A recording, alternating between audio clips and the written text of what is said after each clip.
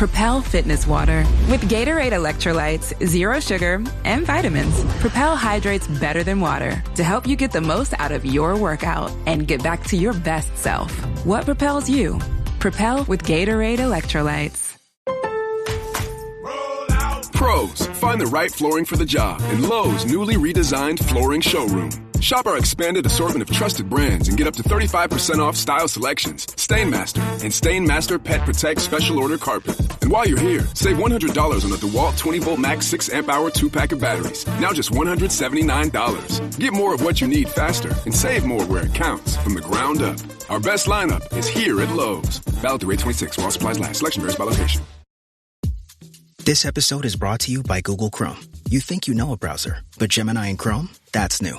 It can help you with practically anything on the web, like restoring a vintage motorcycle from a 50-page restoration blog, or finally break down that long article you've had open for weeks. Gemini and Chrome is here for it. Ready to make anything online make sense? There's no place like Chrome. Check responses, setup required, compatibility and availability varies, 18+. Hey, coaches, how are you? Sorry to interrupt here before we get going in the podcast, but I've got a really good opportunity for everybody. You know, Huddle's great. It's expensive, but all of us don't have those NBA budgets, and we want the chart charts. We want the analytics. I'm a stats teacher. We want all of that stuff specifically built for coaches. We want it and we need it, but we don't have the budget to do it. Well, come over at aihoopscoach.com, and find a Huddle alternative, one that's going to change the way you look at it. And it's not, and you can still be able to take your wife out to dinner or your husband out to dinner. So come over to check it out at aihoopscoach.com. Listening to Coach Unplugged. And now, your host, Steve Collins. Hey, everybody. Welcome to Coach Unplugged episode. I have no idea. But before we get going, I'd like to big a shout out to our two sponsors. First of all, Dr. Dish, the #1 shooting machine on the market. Go over, mention Coach Unplugged. They'll give you $450 off, and they'll take really good care of you. Before I forget too, if you like this podcast, go over and check out some of our other ones like High School Hoops, Coaching Youth Hoops, 5-Minute Basketball Coaching Podcast. If you're looking for that one defense that will work against anybody, the Funnel Down Defense Podcast, the Rule of 3 offense that will work at any level, go over and check those out. Leave a 5-star review. We would like those. But also go over and check out teachhoops.com for coaches who want to get better. It's the one-stop shop for basketball coaches. It's resources. It's everything. It's what I would have wanted as a 27-year-old basketball coach.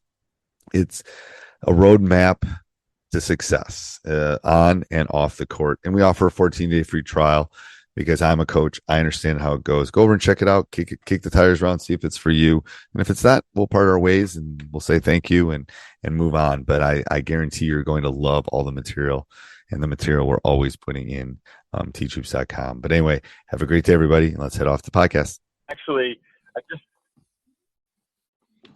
I just actually got, I joined a local community partners business partnership with our high school. And this was my first meeting and it ran very late. But the principal, who actually is an old high school basketball coach, is a friend of mine. Okay. And he had me, since, the business is done, that since I sold the business, he thought maybe we should talk. So I'm part of this community. So it's kind of cool. That's cool. Yeah. I just got back from cuts, so I'm like, this is nice. Oh my God, I am so sorry. It's horrible. I don't know. Is now a good time? You want to talk another time? No, it's good. It's good. It's better to talk hoops now than just dwell on the 14 kids I just crushed their dreams. I feel so bad. Oh my God. So I know this is being recorded, but you got to promise me you're not going to play it because I have some. All right, cool. Yeah, cuts are. Were there any couple-year players that you had to let go? 2-3-year players? Oh, you never cut seniors, did you? I cut seniors. I definitely cut seniors. Yeah, it's tough. It's like, I tend to keep the younger kids. If it's close, I keep the younger kids. Unless they're going to play, so it's hard. I know. Well, here's my situation. Okay. So I have, first and foremost, I have 4 seniors, and 3 of which are transfers So there's a big D1 school, a private school in our, well, not private, lack of a better term, private school in our, in Rhode Island that wins. There's really three powerhouses, I guess, for Rhode Island standpoint, which would be a LaSalle, Hendricken. They're big private schools, and they send most of their kids to play. And one of their kids is going to play football at Michigan, and they're loaded. They recruit pretty heavy. Right. So I'm very friendly with one of their head coaches, or the head coach at one of the schools. Okay. You know, there are kids that he cuts that if they want to keep their basketball career alive, right, they want to come play for me. Right. So they'll come to my school. Right.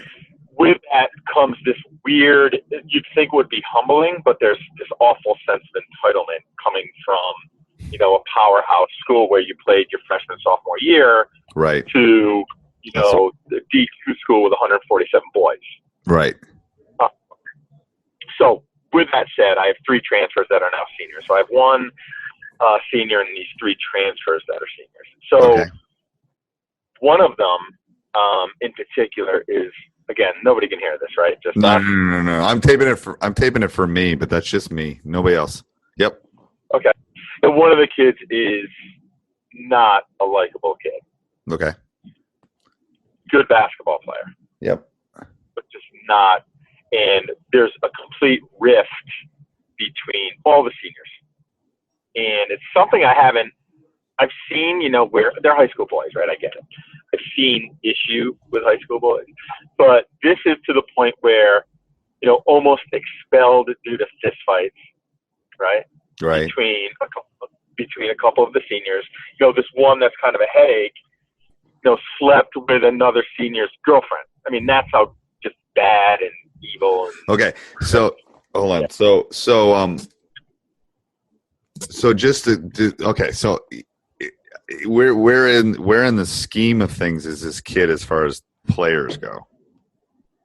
Top two starter, definitely a starter. Top two player for me. Oh man, yeah, that makes it harder. Yeah, nice, huh? Yeah, oh my God. And listen. So, Coach, I took the seniors out to coffee and like bagels and pastries, whatever. I took them out the other night before open gym because we're not allowed to go to the open gyms or anything yet. So I met them there early. So I pulled them aside, and the last thing I told them, we started talking scheme, and they don't even talk to each other. So finally, it was the discussion, like whatever differences, you know. And I try to not specifically call them out, but I said whatever differences are being had between the seniors, juniors, sophomores, freshmen, whatever differences that personally are being had has got to stop, and it has to stop the minute we walk in the gym when it's my time. Like right. It's the team time. Right. And, you know, they're, you know, obviously buying in now. They, you know, we all have a common goal. They're buying into the common goal, you know, because we could have a special year this year, you know, if, quite frankly, these four don't lose their minds. And one of them will not. Like he's my all-division player. You know, he's 6'5", athletic. He's a good student and a good kid, but he gets caught up in it, right? He gets just. And so I'm struggling. So here's what I think you got to do. I think you got to. You got to consistently, because I've had groups like this too. You basically got to feed on their like primal instinct kind of thing.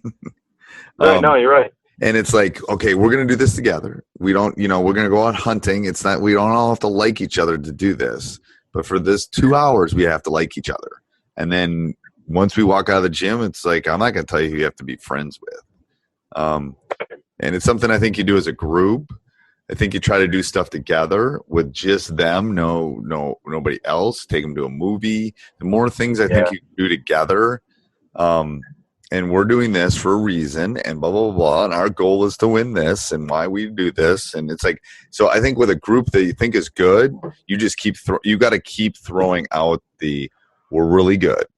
You know, I know we lost last week. We're really good. We can win this thing, blah, blah, blah. I think you just got to keep selling that because their machoism will take over the hatred kind of thing. They'll I said, everything you guys want can happen if we do this together, kind of thing. Yeah, and I tend to agree, and I think that's, part of it is so I've tried 3 times to get just the 4 of them together. Right. To the point where one of the seniors, my starting point guard, it looks like he might end up going to play at Roger Williams, which is the D3 school here. It's actually beautiful. It's right on the water. Right. And he's, to the point where he wants his classes changed to be away from this kid. Now, our school is probably the size of your gym. Like, it's obscene. Like, part of it is, it's like this challenge I just can't take, and I can already see myself, because I'm long in the tooth, I'm older, and my patience wears thin with shit like this. Like, to the point where I know I would sacrifice games. You know what I mean? To get rid. Well, if you got rid of, that's why I asked how good he was, because if you got rid of him, could you win without him? It's funny because I've had this discussion with my AD, and he knows the kid is a jerk, and he knows, and let me paint a picture for you, right? So you're talking about a kid who is a very good basketball player, and the only thing on his mind is he sends me a text out of the blue that says, "Which colleges do you think I could play at?" And immediately, hear him put himself ahead of the team, and the fact that he's only looking at college to play basketball. And it's just so self-serving. But the history is he's from a wealthy family. It's him and his father. He doesn't have to go to college. Like, his father owns a steel company. Right. He drives the cars. So he's never had real animosity and struggle in his life. And I think now, even, having these meetings and kind of directing the focus back to the team away from him, saying the right things, which is good. I wouldn't have seen that last year. But the challenge is, I can tell you, you lose 3 games. This was the discussion, the mentally, I guess lack of a better term, mentally tough, right? But after 3 games, if he turns into a dickhead, it could change everything for our season. So let's say you cut him. Wrath of God come down on you? It would be pretty rough. I mean, AD would have my back no matter what, and he said that to me because I brought that up. And he knows. AD's a smart guy. He's in the Coaching Hall of Fame. He's he knows, and he sees the challenge, right? It's, I was hoping, and this is, again, between you and I was hoping he was academically ineligible, which there was a chance because he's a dumbass. Right. He didn't study. He's rather caused problems, but I just got the eligibility list today, and he's fine. But I feel like, and I want to get your take on this, and there's a couple kids, one being him, that I almost want to talk to before tryouts, not even during tryouts, to say, listen, you're a bubble kid. And I know you typically you might want to say that during tryouts for the sake of competition, right? But the idea is that, why am I going to secure a spot for this kid that, quite frankly, by week 3 could be done? Would he quit if you didn't play him? Absolutely. So you have that ace in the hole. So I do. Yeah. Well, I have a starter right now that's not eligible, and he transferred in, and I basically said, during cuts today, I basically told him, I said, if you're not eligible by Christmas, you're gone. You're gone. And his eyes got really big. I said, I don't have time for you. You are a senior. Right. You've already wasted our time because we put all this into you. You've lied to me for 6 weeks. I've been on you nonstop, and now you're not eligible. You're gone. If you don't turn things around, you're gone. I'd have no time for you. He's probably my starting 4. It's I'm next man up. Yeah. No, I agree. And I think, it's amazing because, and this is the type of kid last year when he came in on a Friday. No, our games are on Fridays, which were awesome, by the way. It's such a great experience. But on a Friday, we had practice on Saturday, a walkthrough on Sunday, and another game on Monday. We had a quick turnaround. He tells me after the game Friday, oh, by the way, coach, I won't be here. I'm going to fly out to a Minnesota Vikings game on Monday night. I'm like, well, I'd what? sit his ass. Like, yeah, this is like shit you've never even heard of.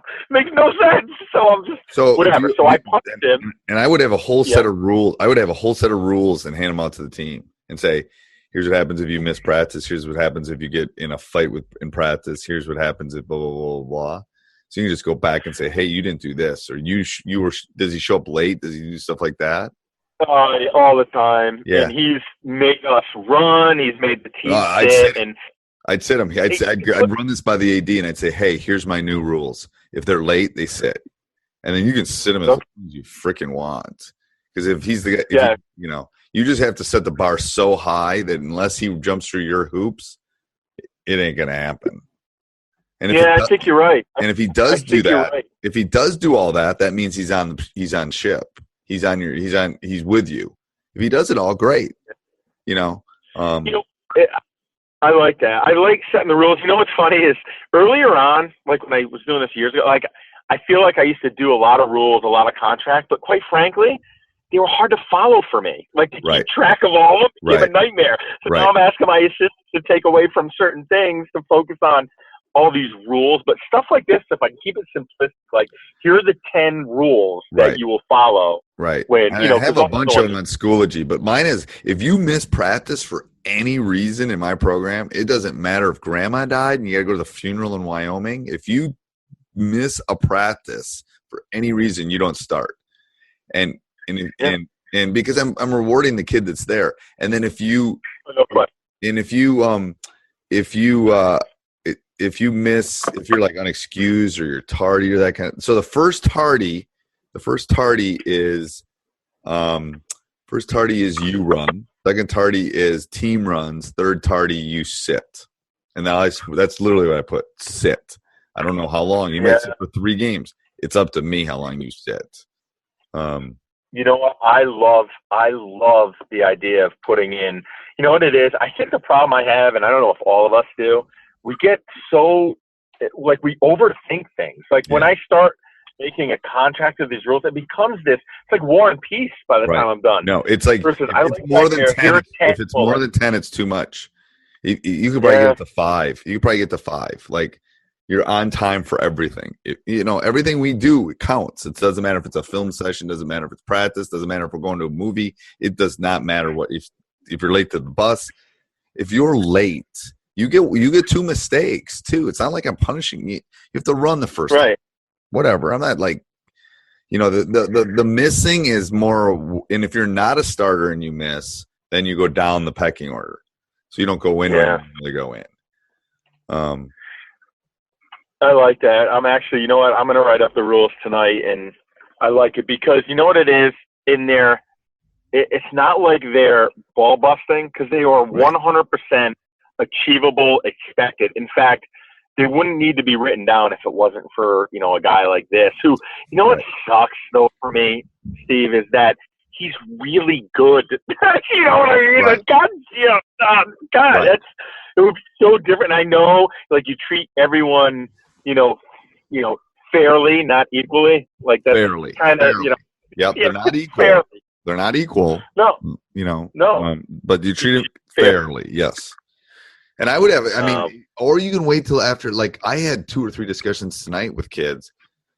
First of all, I had discussions. I made sure all my role players were in the right roles. Like, before I said you're on the team, it's like I wanted to make sure that they understood their roles, and they all did. And then the other ones is like, well, like a youngster, it's like, well, here's your role, and here's what you're gonna have to do, and blah blah blah. Yeah. And with this kid, I'd be like, hey, I'm not stupid, and I know all the crap that's going on.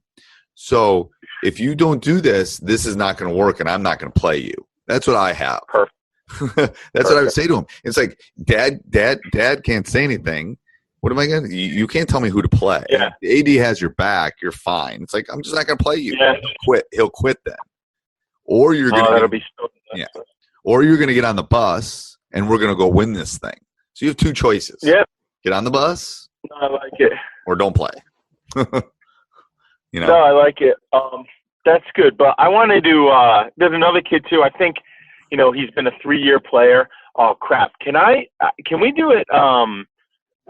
in a little bit. The only reason why, I don't know if you're available later today. I just picked up my son at Open Gym. Yep, no problem. And he's getting in the truck now. Are you available another time tomorrow or about half an hour? Yeah, when are you free tomorrow? Let me grab my calendar. Actually, we have our Rhode Island Interscholastic League meeting, mandatory. Okay. So I'm free in the afternoon, but I'm going to be tied up all night, which is, as you can attest to this, the fact that I'm going to an Interscholastic League mandatory coaches meeting for Rhode Island at the same time as my 20th year wedding anniversary is awesome. And why aren't they doing that online? Why don't they do that online? It is so, don't even get me going about this whole, the thought process is so backwards that we do ours online. It's just, that seems crazy. So perfect.